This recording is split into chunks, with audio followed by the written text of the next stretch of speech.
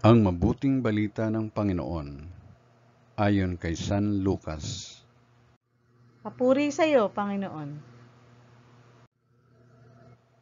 Noong panahong iyon, sinabi ni Jesus sa kanyang mga alagad, "Walang mabuting punong kahoy na namumunga ng masama, at walang masamang punong kahoy na namumunga ng mabuti. Nakikilala ang bawat punong kahoy sa pamagitan ng kanyang bunga, sapagkat hindi nakapipitas ng igos sa puno ng aruma, at di rin nakapipitas ng ubas sa puno ng dawag. Ang mabuting tao ay nakapagdudulot ng mabuti sapagkat tigib ng kabutihan ang kanyang puso.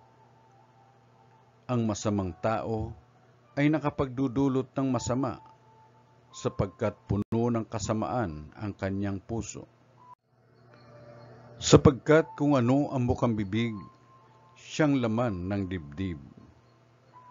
Tinatawag ninyo akong Panginoon, Panginoon, ngunit hindi naman ninyo ginagawa ang sinasabi ko.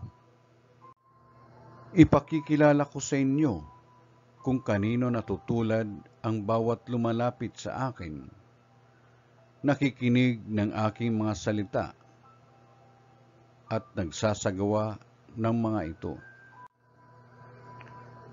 Katulad siya ng isang taong humukay ng malalim at sa pundasyong bato nagtayo ng bahay.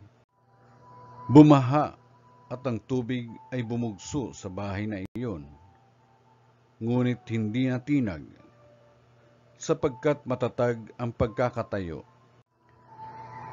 Ngunit ang nakikinig ng aking mga salita at hindi nagsasagawa nito ay katulad ng isang taong nagtayo ng bahay na walang pundasyon.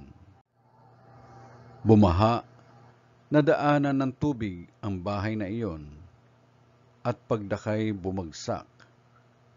Lubusang nawasak ang bahay na iyon. Ang mabuting balita ng Panginoon. Pinupuri ka namin, Panginoong Jesucristo.